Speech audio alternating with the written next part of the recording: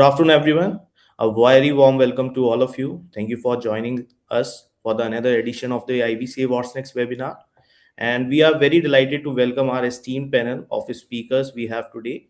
A warm welcome to Laina Emmanuel, co-founder and CEO of BrainSightAI, TC Meenakshi Sundaram, founder and vice chairman of Chiratae Ventures, Vikram Gupta, managing partner of IvyCap Ventures. Thank you all for joining us today. Today's session will be focusing on the making of a deep tech nation, the road to the next $50 billion. With that, let me hand over to Mr. Amit, who is the lead VC ecosystem at IVCA and who will be steering the today's conversation. Over to you, Amit. Yeah, thank you. Thank you very much, Dave, for that warm introduction for everyone. I think, maybe just a few things definitely stand out for our esteemed panelists today. TCM, I know a lot of people know, but TCM sort of, I think, started IDG Ventures initially way back in 2006. And that time I was in the second year of college and didn't know what a VC is also.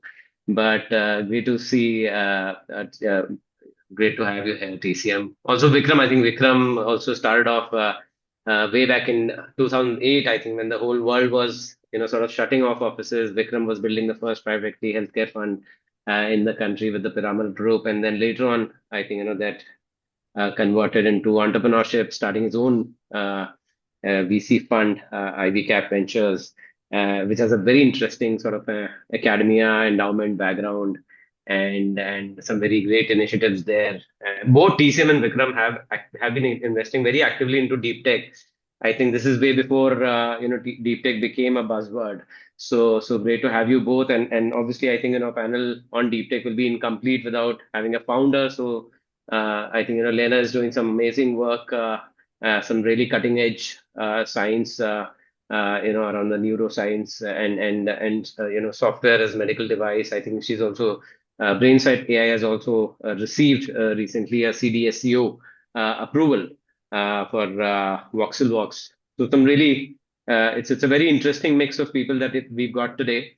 In fact, very soon we'll be announcing next week. We'll be launching our deep tech report by IVCA, where we've done a lot of primary research as well. So close to 60 VC funds have submitted responses there, and remaining 45 we've pulled out from other verified sources. So it's a very comprehensive analysis of where deep tech in India is going in terms of investments. I'm tempted to share more, but then rather do that after 11th of August once it's formally launched. And but as we pivot into the main topic, interestingly, I was just reading. DST has come up with a Dream 2047 framework where they've shared a lot of very interesting exciting insights. We're all aware 1 lakh crore RDIF is coming, but I think there was several other sort of mentions. I'll just sort of read that out. I mean, again, fund of funds 2.2 SIDBI's 10,000 crores is something which we know. But then other than that, there's another close to 1.5 lakh crores coming up from the India AI mission, the India Semiconductor Mission, National Quantum Mission, National Green Hydrogen Mission, Carbon Capture, Utilization and Storage Program, and Deep Ocean Mission. So these are some really amazing sort of line of institutional sort of support coming in from the government of India. On top of which, I think it's a great opportunity for the Indian investors and founders. So I think from there I'll very quickly pivot into the main themes of today, and we'll break it down into a few categories. But let's maybe start from one sort of topic which makes a few people uncomfortable, but then definitely it is around talent. So across VC funds, across the founder community, it's very interesting to see the kind of talent that we are developing, and maybe it's because see, I mean, an ecosystem like deep tech will definitely be built on top of talent and academia, and and subsequently it'll definitely be a multi-stakeholder approach. This is one ecosystem which will not work in silos, right? It will work together and grow together as an industry. And maybe I'll just give it to you, maybe Vikram, to take it from there. Talk a little bit about your experience into what you think is the talent supply versus surrounding infrastructure, sort of how it's building up in the new ecosystem, and then maybe from there we'll move ahead. So over to you, Vikram. Thank you so much, Amit, and it's great to be part of this panel. And I think deep tech is now becoming really hot, not just in India, but globally. And I think it's great to see um, new funds also getting set up around this area. And also, very encouraging to see the Indian government and also various other investors allocating capital for this and taking serious risk. And I think the good thing is that it's actually very serious risk because deep tech is very risky. It's not that easy, and there's a lot of unproven stuff that's going on in deep tech. And I think the fact that the government has come up with this 1 lakh crore itself shows the risk the government is willing to take in this area. I think the challenges remain on multiple fronts. One is, of course, as you mentioned, talent, and talent is going to be a challenge for some time, especially from India's perspective, and even in a global perspective. The talent gap is actually only going to increase in this area. The other also is going to be around the overall gaps around the typical 5 layers as we talk about, right? I mean, the deep tech AI 5 layers that we talk about. And each of those layers, while US and China, we are seeing major investments going on in the energy infrastructure, semiconductor layers. India is still trying to do things. I think semiconductor is still an area which India has done quite a lot in the last couple of years. And we ourselves have made a few investments in that area. And while even infrastructure, for example, needs substantially more investments than where we are right now. On the talent front, I think we have obviously seen India obviously is one of the leading countries when it comes to engineering talent. So we know that the number of engineers coming out of India every year is obviously one of the largest numbers, if not the largest, annually. And I think that does place India at a substantially better advantage as compared to US and maybe partially to some extent even China, because Indian talent is able to compete globally with the speaking English language and other things. But I think, unfortunately, the challenge with the talent in India is that while the numbers seem to be very good, I think over 50% of our talent that graduates every year from engineering colleges are still unemployable. And I think, and that actually relates to the skills that go beyond just the technical skills. There's a lot of other softer skills and other even technology skills are very sometimes can be a little outdated. So I think our engineering colleges also need to upgrade themselves substantially. So I think the good news is that from a direction perspective, we are all going in the right direction. The gap is quite huge. It's quite substantial. I think we talked about $200 billion of budget getting allocated in the AI summit. We talked about, I think, I thought that was much less than what we actually need. But that's still a substantial amount. I think 200 billion is not a small amount by any means. But for the size of the opportunity we're looking at, I think we need to think of much bigger capital coming into this area. And as VC funds, we are quite excited to be at the forefront of making investments across all the deep tech areas as defined by DPIIT and the government of India. And, of course, one has to make sure that there's another challenge of the definition of deep tech that many people keep asking at different forums. Of course, one has to go with the one common uniform definition to make sure that people understand what we are getting into. So yeah, with that, I will stop and let TCM and Laina also give their perspective. Yeah, thanks a ton, Vikram. I think, TCM, over to you. I think, again, you've been around for a while and, been investing into deep tech. You've seen several companies to IPO. What do you feel? I think, in terms of the talent, whereas, Vikram has given a very good background on the overall picture. What do you think about the talent within the VC ecosystem on evaluating, for example, the deep tech opportunities as they're coming in and as they will continue to grow? Over to you, TCM. Yeah.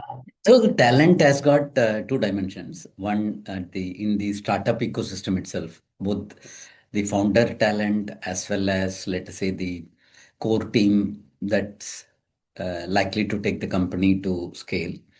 That actually is getting better. The quality and quantity of deep tech deals that we see today is substantially better than what we would have seen when we started 20 years ago, right? And so that is a very big encouraging thing. But is it something that we see as globally competitive? A company can go and win globally. That is a very small number, right? So I think that is a next leap that I think we need to be able to do. And I think I have seen even in other sectors, exposure to global customers and global talent um, is will help in bridging the gap faster, right? So there has to be, proper corridors on deep tech built between here and, let's say, Bay Area, or with even China and Israel and any other deep tech hub in Europe, will definitely help in accelerating that. Now coming to the venture ecosystem, because deep tech starts with first venture capitalists writing the small checks, right? Whether it is a seed check or a Series A or B check, and after that it is the growth capital will have to come. While with all these initiatives, capital is something that is now coming up. One of the big challenge is, do we have adequate talent who can actually understand the deep tech opportunity, um, both on the technical side as well as on the business side, to add value to the company, right? And to underwrite, saying that whether I want to invest in this, what is the probability of the success? How unique is this? Can they evaluate IP, or can they look at? Do they have sufficient knowledge of what's happening around the world to be able to look at it? Is something that I think requires to be, let's say, moved up very rapidly. I don't want to speculate on what is the number out of 10 that we are at. So we need to get that in a significant way. That requires in getting people. See, I think most funds will initially start, including us, to say that, okay, we'll have a deep tech advisory team, right, from people from the industry or something. But we have to build that muscle. Who can actually understand it? Maybe that requires getting operators to come and also be part of the funds. That is one of the important ways to do it. Currently, I think it is like yearly single digits, I will say, on a scale of 10. And so if we have to deploy this capital effectively and responsibly, to be able to generate the outcomes, not only financial outcomes, but also being able to achieve our, let us say, goal for 2047, right, as a country, then I think we need to get that up very fast. Thanks. Thanks, Isam. I think for laying down the fact of the current state of the markets. And I think it's a very opportune time to bring in you, Laina. I think you've been around the healthcare management policy consulting ecosystem for more than 1.5 decades, and also I think your CTO, Dr. Rimhim Agarwal. has been very actively into it. So I think, this is a very good mix of product and business and policy that you both bring together. Would you like to share, how did you sort of, start off your journey, and what were the kind of challenges that you saw on both the sides, as a founder, whether on the, startup ecosystem side, or also on the investor side, and what are some of the learnings that you would like to share for some of the investors and founders listening in right now? Sure, absolutely. So first of all, thanks for having me here. And second, I want to resonate with what Vikram said, that, India has the best engineers. And I want to add on to that, India has the best doctors in the world. I think across the world, Indian doctors are highly respected for the work they do. And the combination of Indian doctors and engineers can actually be extremely amazing for what you can build out of India. And I want to get back to what TCM also said, that but for that to happen, you need to be able to work with international talent. You need to know how international talent looks at problems and be able to kind of learn from that. And I think in our journey, we started in 2019. And in fact, both of us, both Dr. Imchim and I, never ever thought that we would get into entrepreneurship. So we didn't come from that mindset at all. Dr. Imchim had done her PhD in a very niche field, and I came from a health policy, health consulting background, and we both came in together and were like, hey, this seems like such a great idea to kind of take to scale. Let's actually sit down together and make this. And the reason I think we have been able to kind of we got a CDSCO, in fact, 3 years back. We're going through our FDA process today. The reason why we've been able to kind of keep scaling our ambitions is a lot because we've been part of international programs. We actually work with people. We've been part of programs in Singapore. We've been part of programs in Silicon Valley, where we go out and we see other medtech companies and the kind of scale that they've achieved, right? And it's phenomenal. So when I raised my first round of funding, it was very hard. I of course did not know how to even pitch, and I think it took a while for me to also learn how to non-scientifically present our work, which was, I think, a thing that I had to learn.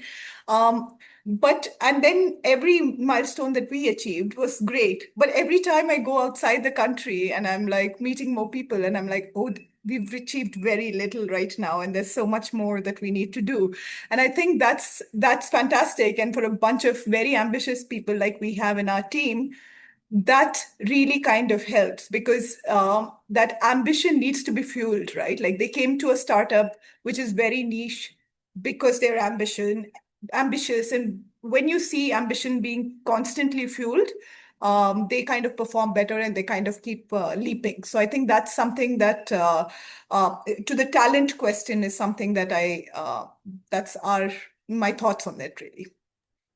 No, amazing. And I think, while we were discussing at the pre-panel huddle, it was great to see that you were in a hospital only and doing your day job. So it was heartwarming to see. But I think, when we discussed in the pre-panel huddle, some of the names came up, Vikram, TCM, on some of the early backers of these, companies, like, for example, the Aether story or the Miko story. Should we maybe while we are on the startup and founder theme, talk about some of these other deep tech companies that have evolved over the past few years and are setting that kind of a benchmark for the upcoming founders? Because I think, what Laina is doing today will be kind of something, 5 years from now, some of the founders and investors will be looking up to, what has been done, all the journey. Because, once it is out there and it's real, then it becomes more tangible for people to follow. Whereas there is talent, but role models will give a pathway to build more around these lines. So maybe over to you, TCM, Vikram, whoever wants to go first, and then we'll come back to you, Laina. Yeah. So quickly, I think I would say one more leg in the whole building of this ecosystem is the corporates or strategics, which are both domestic as well as international, who are in the same space, possibly, in an adjacent space, but looking for companies or technologies that they will be customers for, right? Or likely to be GTM partners for. I think that that has worked very well in the technology ecosystem. As you know, the Cisco's and Qualcomm's and how they have built their venture arms, which used to provide not only capital, they used to provide talent. They also used to provide GTM, and not everything was acquired by them, right? Some they acquired, many of them they let them become independent, or get sold also sometimes to competitors. So that is something that I think can work extremely well in nurturing the ecosystem. Because deep tech, mind you, while a small startup team comes in, the R&D muscle that some of the big corporates have, right, is something that can help nurture this. I am aware of even things like Airbus and a few others have run actually a cohort of identifying incubation through incubation thing. They reached out to some 50-60 companies in India, finally shortlisted 10 or 12 which they ran on their premise, and then like a demo day of an incubation center, they actually invited VCs where actually the product market fit could be identified. In many cases they could be the first customer, all of those things. So that was very good. And similarly, I think a real life example that we have where, after the initial few rounds, right? Either was funded and then now reached the scale it has and got listed, and it's one of the top 3 or 4 EV scooter companies in the country. Only one from the startup ecosystem in the top 3. Is Hero actually funded them in a substantial way, right? And they've taken more than 30% stake at a point in time over multiple rounds, including in this recent QIP. They put in more money, right? That the clarity that strategic has, saying that, look, while I am also working on the same thing, Hero has their own EV product, right? But at the same time, they worked closely with Ather, which was grounds up built, right? To build an independent EV two-wheeler company is very creditable.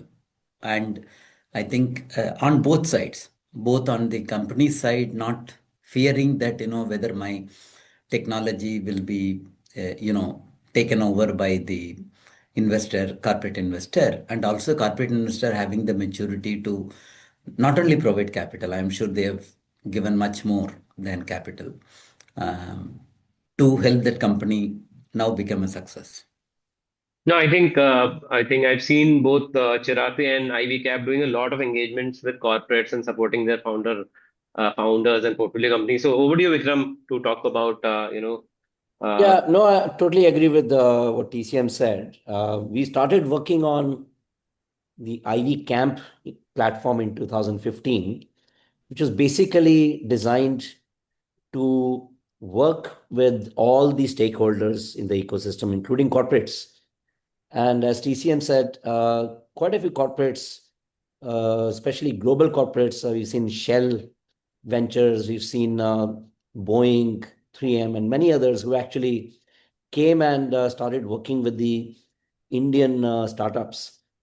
And in fact, we as IvyCamp platform have actually been working with them to find out the right startups for their, to work with them.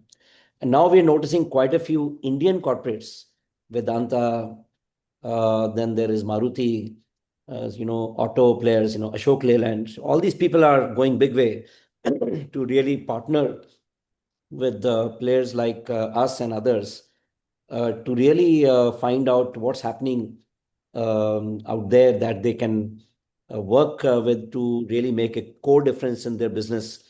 So that's a very positive move. But I think at the same time, what is more important is also the entire ecosystem coming together. I think on one side, of course, the corporate becomes more like I would say, a sponsor slash direction setter when it comes to the commercial applications of the challenges that they're looking to apply to their own businesses. I think they're also not, initially at least, they're not willing to take the very initial risk of TRL 1 to 3, 4 stages yet. And I think those kind of stages, we still need a lot of grant capital. And I think that's where we've set up this super endowment fund now, going by the experience of setting up the endowment fund at IIT Delhi. Now we've actually launched the super endowment fund, which goes across all the education institutions to bring in capital, not only from the alumni, but also from the corporates and from the government and from other entities, to pool in together to then create sponsored projects across all the educational institutions of the country and identify areas. In fact, identified 4 areas like semiconductors, climate, energy, and life sciences, and working with the specific IITs, Indian Institute of Science, and other education institutions where we are identifying these projects, and then partnering with European universities to actually bring talent from across different geographies to actually make sure that if there is something happening across different geographies, that's all brought together. And I think that's just starting at this time. What we're noticing is that uh, this kind of a gap, which is bringing together all the players in the ecosystem, I think it's quite a substantial gap and it needs to be addressed. And a significant part of this will have to be addressed through a lot of grant capital. And I think we need to unlock as much grant capital potential in this country as possible. I've realized organizations like ICICI Bank are willing to put in money, or Tata is willing to put in their CSR capital into initiatives which can actually become very substantial over a period of time, even if it is grant capital going into these, as long as it has some meaningful difference it makes on the ground. So I think I believe that the time has come for us to really leverage this and really showcase, because only people have, as you rightly said earlier, the people have seen the successes of how the new age technologies actually started unfolding, and all the new age entrepreneurs are now bringing new technologies who need this kind of support. I think this is a very interesting times we're sitting at. Yeah, thanks, Vikram. I think, and maybe just summarizing broadly a couple of themes, Laina, what TCM and Vikram have talked about.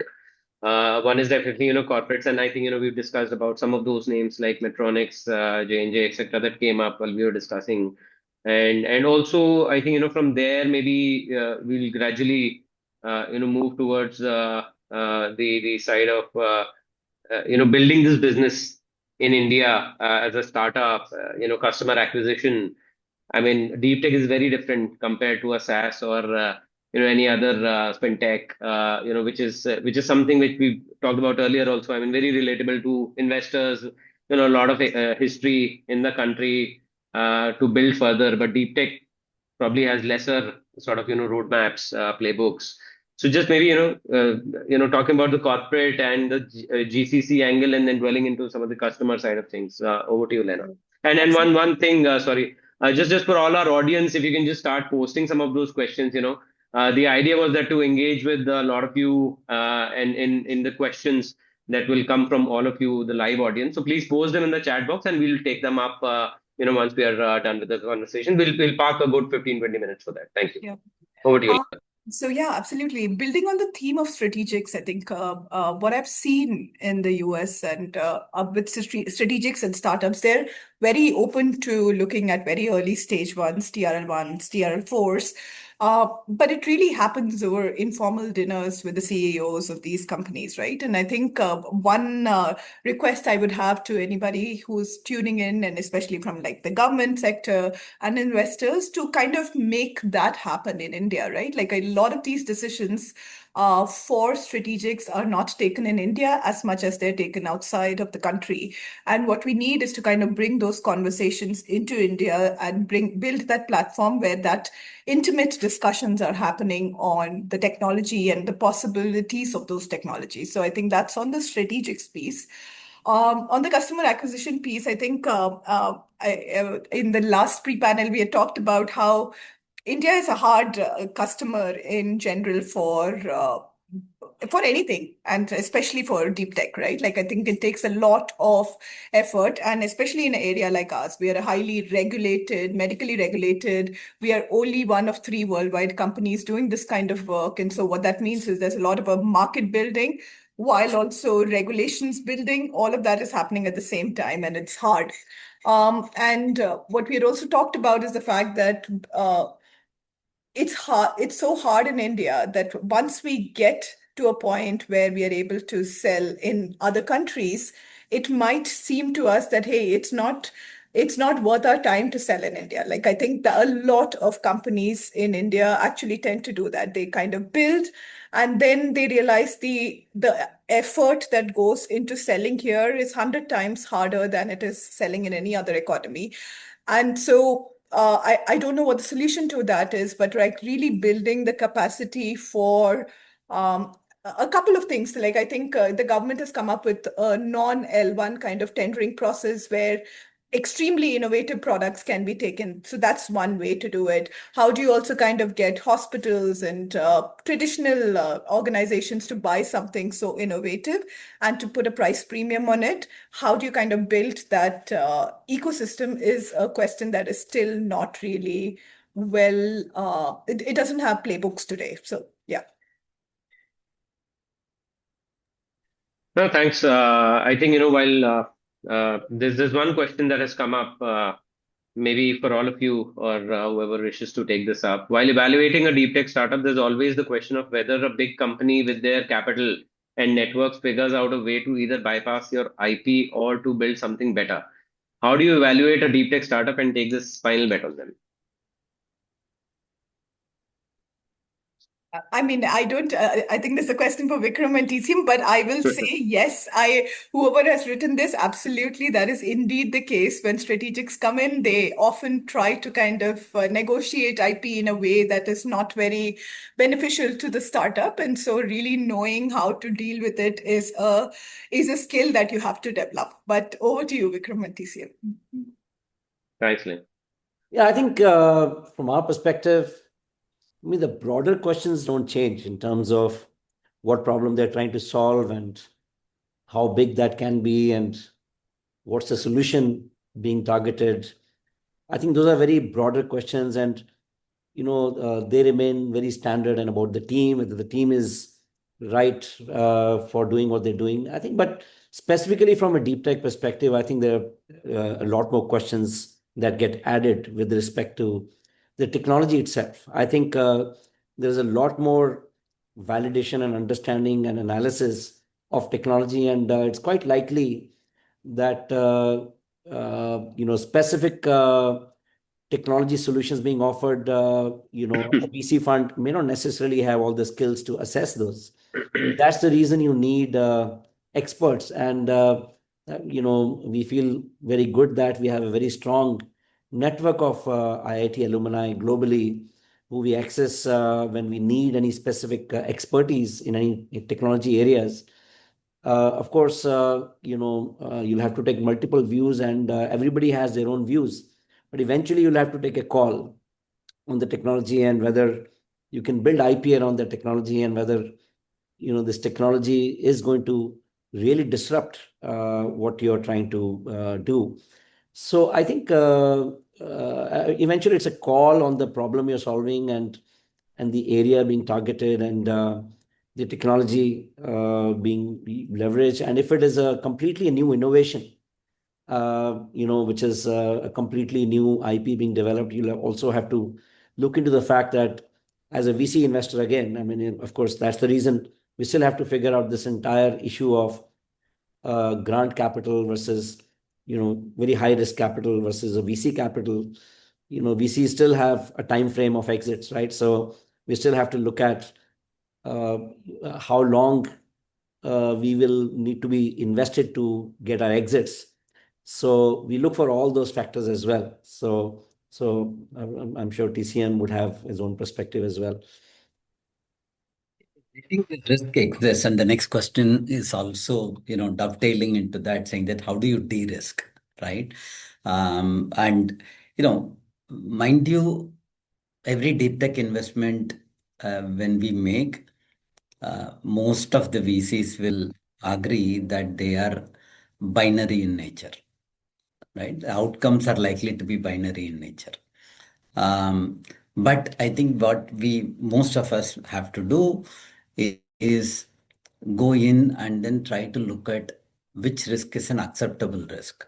And like Vikram said, having complete capability may not be inside a firm, but there are experts. And then, we have also gone to sometimes professors who are specialists in the relevant area.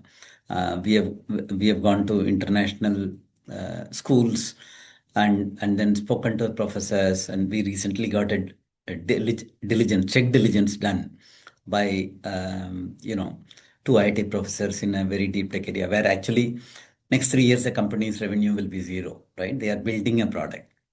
Okay. But if it is done, it is going to be like a outstanding thing coming out of India.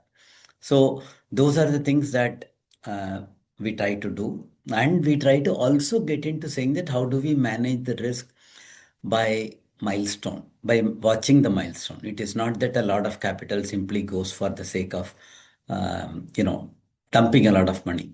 It is not just a capital game. Capital is important, right? But that is not just enough. Like there are some businesses where capital is a moat, right? But not in deep tech. So there we do get into setting milestones, monitoring it, getting third-party help, and connecting them to institutions as well as corporates.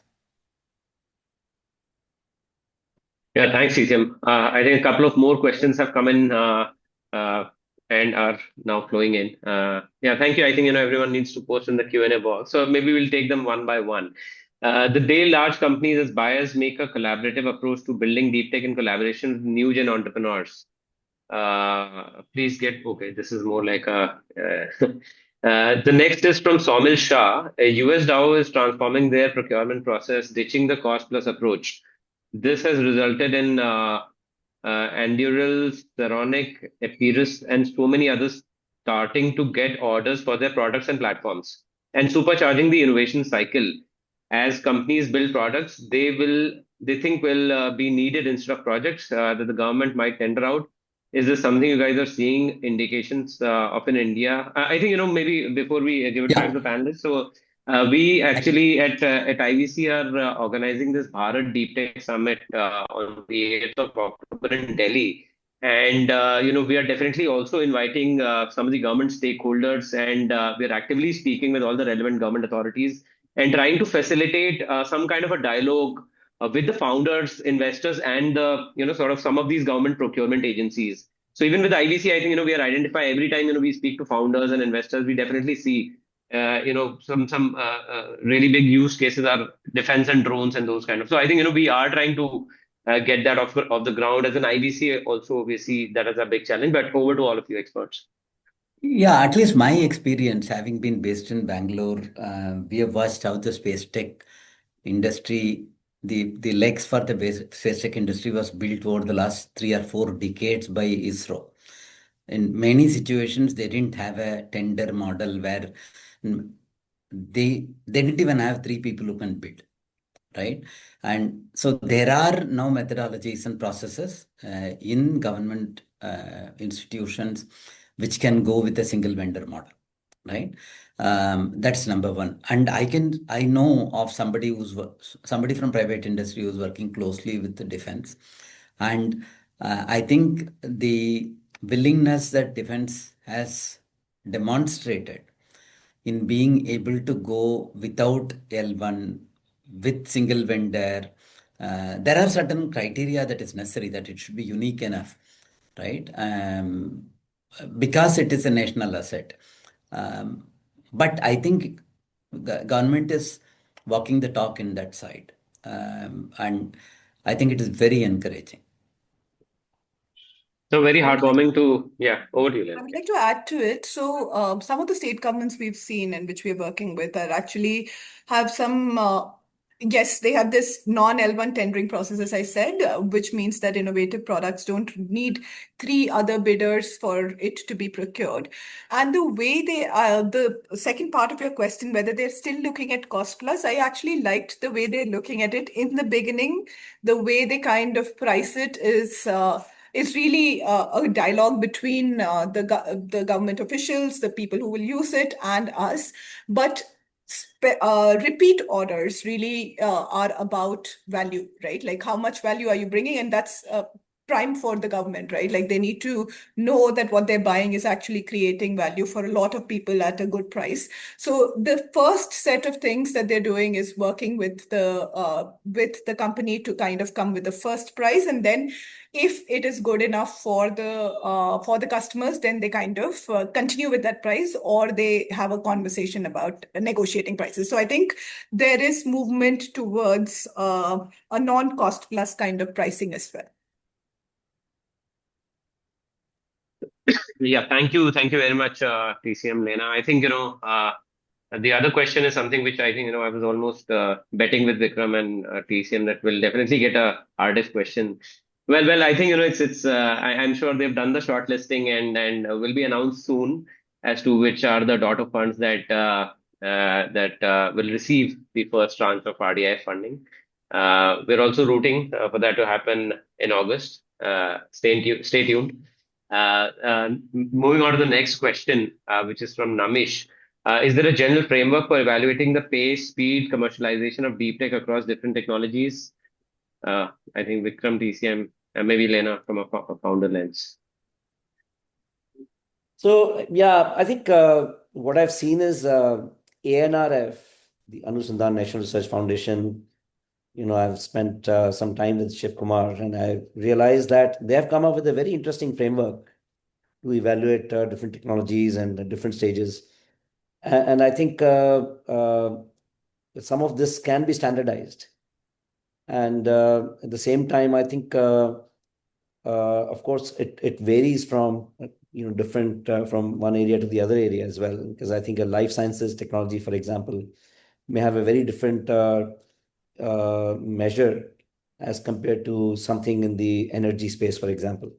So it would really depend on different factors, and also how you classify technologies from TRL1 to TRL2. And one of the other challenges that we've seen is the founders call themselves they're already at TRL6, 7, but when you go deeper, you realize that they're still at TRL5. So that's the other thing which actually requires a little bit more standardization and understanding of the stages of the technologies. So I think, and in general, I think the investor community, we are now seeing people are educating themselves to understand these stages and phases of evaluation much more, but we still see a lot of gap in that as of now. So that's my views. Yeah, thanks, Vikram. Moving on to the next question.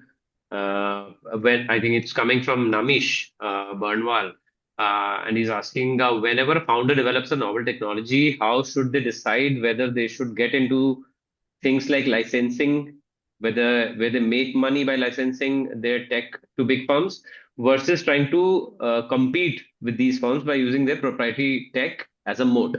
Over to you, Lena. I mean, this is a daily conversation. I think it's a daily thought, right? Like, oh, should I not do all of this hard work? And maybe if there's a better way to do the licensing, all of that. I mean, I think it really depends on the stage of life you are in, whether you think that the technology you have and can become really big that you can compete, or whether I mean, I think somebody had told me, do you want to be the king of a small kingdom, or do you want to be the prince of a large kingdom, is a question that you can only personally answer. And then within that, you need to figure out whether licensing works better for you, or whether you really want to go through the grind of building a big company. Very personal, really. No, it is also, in addition to what Lena said, I think it is also a question of how much capital or time is required to realize um, things like, for example, in biotech, it can take 10, 12, 15 years and multiple stages of validation. And so whether sufficient capital, follow-on capitals is available for somebody to go ahead. So many times in biotech industry, there is a part of licensing which is a good ecosystem. And many of the large companies today have got R&D departments which do not do actually the R part of it. They literally work closely with the innovator ecosystem, startup ecosystem, and then choose where they want to partner, license, then acquire. Right? That is what they're good at, because they have billions of dollars of budget, but they don't have the pace. They cannot even necessarily attract talent.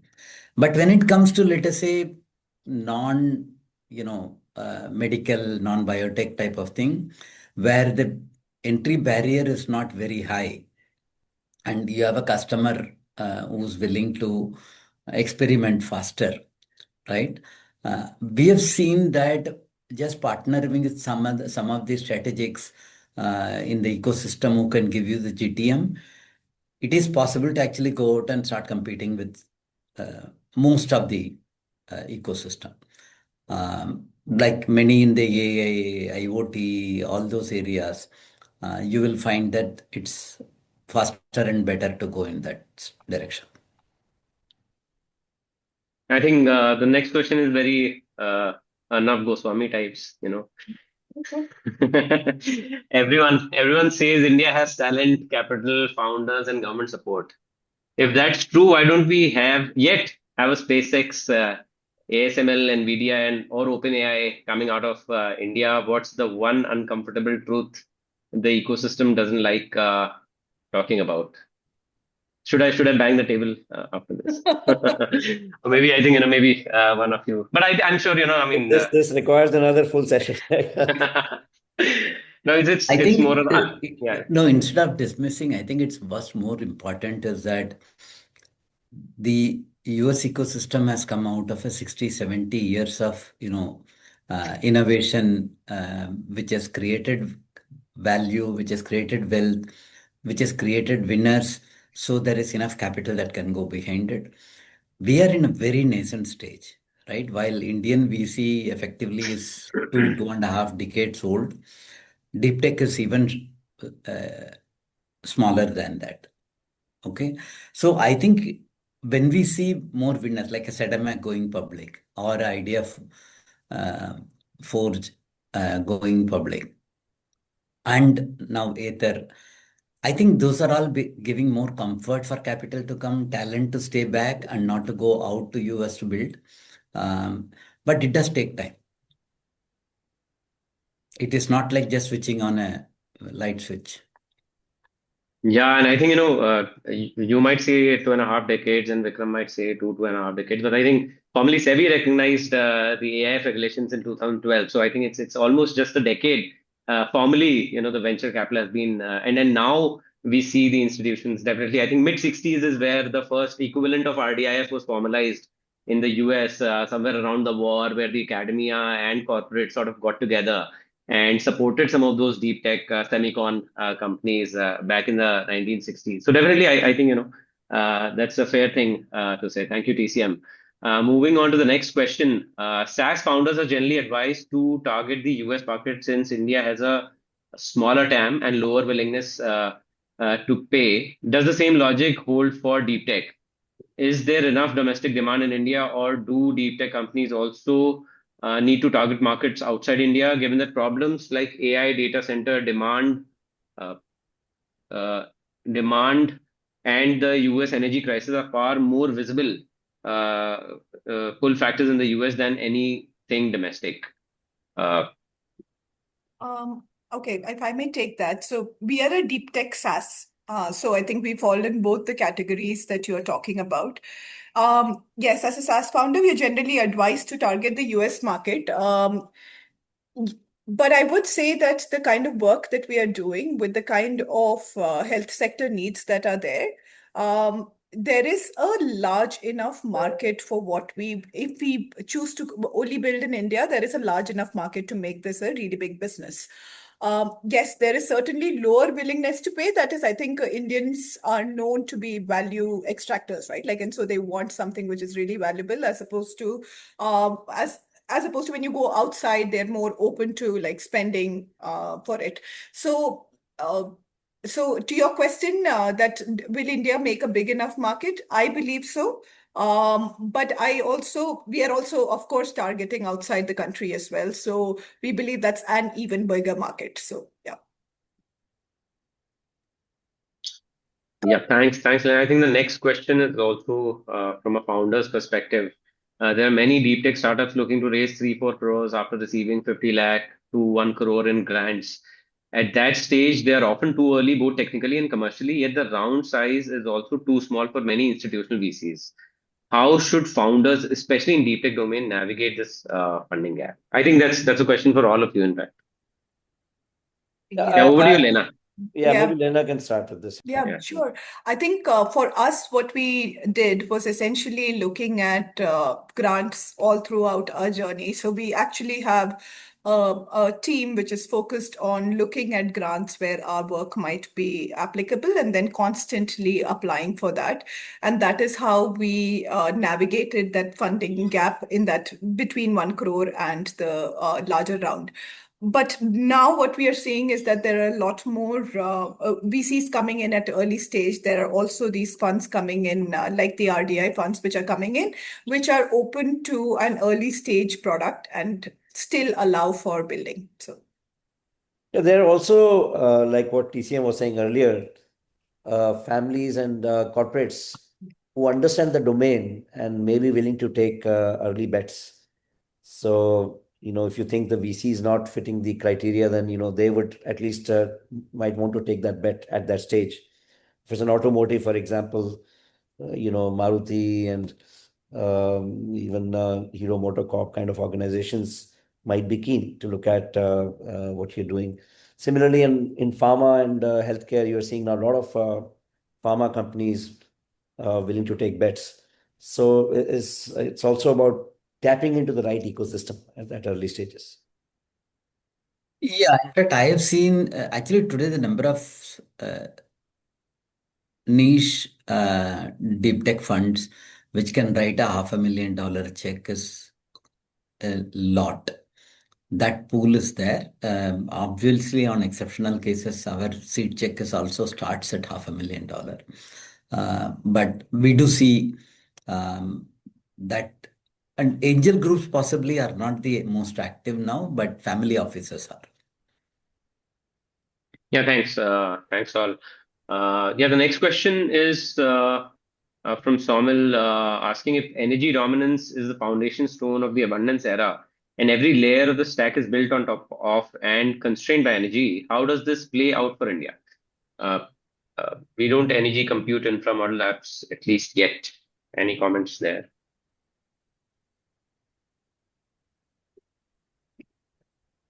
See, coming from an era where India was energy deficient, right, where we used to have a lot of power cuts, right, which many of the people now may not face. I think India has gotten onto energy and the production space in a much more aggressive way on renewable energy. I do see that even US is far behind, right? Thanks to their government positioning, right? But I think that here the government tailwinds are very good. I think we are conscious of this, and I think we should be able to crack it, at least the energy side. Yeah, thanks. Thanks, TCM. The other question is from Manu Prem Nair. Post-launch of RDI scheme, has there been an increase in number of domestic LPs? I think that maybe Vikram and TCM can answer, but I can definitely answer that there has definitely been an increase in the number of domestic GPs. And I think that is very relevant. I think, that was probably the intention of the government to fuel that, deep tech, deep science innovation. And somewhere, I think it's a crux of all that we've been discussing since the start, that, in terms of talent and all of, I think, I mean, I'm neither a banker nor a capitalist, but I definitely see that, the world moves where the money moves. And if the government has given so much of capital grants, I mean, I've gone to Northeast, I've seen somewhere in Sikkim, Mizoram, there are BIRAC funded, companies, grants, that they've received. And it's so heartwarming to see actually the kind of grant capital that has been disbursed across the country. So yeah, I think the first part is that, but yeah, on the LP part, maybe Vikram and TCM, the ones who raise, can talk more about I it. think the good news is that the government has increased the limit of what the government can put in as part of the fund from 35% to 50%. And I think that itself is a major boost. And that has led to quite a few new GPs, new funds in the market. And I think if you have a RDI commitment, all you have to do is just raise the rest of the 50% of the fund. And I think the other interesting development which has happened is emergence of a lot of micro VCs. So funds which are 200, 300, 400, even up to 500 crore size funds, which are also looking to put in that ticket size, which was earlier asked about 3, 4, 5 crores as the first ticket investment, which is another major development which has happened, which is again very good for the founders. So I think I don't know what the actual numbers would be, but it's a pretty substantial number, is what I hear. Yeah, also the SIDBI FFS 2.0, the additional 10,000 crores, which has a deep tech focus, has also very clearly mentioned on that note that, they'll also be supporting the smaller funds. And we've been engaging at IVCA, at SIDBI and DPIT to make sure, the more and more young fund managers, new fund managers, small fund managers, the micro VCs also are well represented in the 2.0 scheme. Yeah, I think moving on to the next question. When VCs come in $1 million and above round, does the product need to be fully deployment ready with only commercial left to prove, or is an MVP stage product still acceptable? Yeah, still acceptable in our case. Yeah, That short answer, no. You don't need to be fully deployment ready. And I think it also depends on the industry, right? Like in medtech, a 1 million is not fully deployment ready. So I think it varies by industry. No, I think typically when we look at it, whether it's a seed bet or a Series A bet, right? Now, in a seed bet, we have not seen in deep tech any company which is deployment ready, right? And that's fine. That's part of our plan and mandate. Got it. I think super helpful. I think, we've answered all the questions. Thank you to the audience also for a very engaging session. Maybe just one last sort of kind of an quick fire for all three of you before we wrap up. But before that, we've got another question from Kushal Paliwal. For a manufacturer which supplies components to space tech, defense tech companies and is looking for growth capital, any advice on the type of investor to target? I think, yeah, VCs are very open to investing in such companies. We recently invested in a company called TI Connectors, which does exactly the same. There is definitely an opportunity, and if you have something unique that you believe you can scale substantially, definitely you should talk to us and TCM and others. There you go. All you have to do is come to an IVCA webinar. Yeah. On that note, I think, very quick round of last questions. So maybe TCM and Vikram, over to you. I think, most common mistake founders make when raising from investors, especially, the deep tech, deep science. I think they get misguided by people in terms of the valuation, and then many times they just become very hard on it. I think they should be looking for the right people rather than just the take the first check or the funding that comes their way. I think it's important to get the right people around you and create the right ecosystem around you. I think it's important to build the solution right rather than just get capital or any capital. TCM? Thanks, Vikram. Thanks. Yeah. Yeah, I think it is important to choose your angels and yearly VCs as well, right? That's one.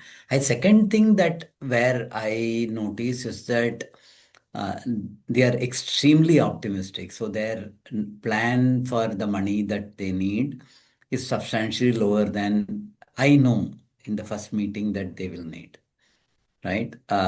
Because everything has to work to perfection for that capital to last them to the next stage.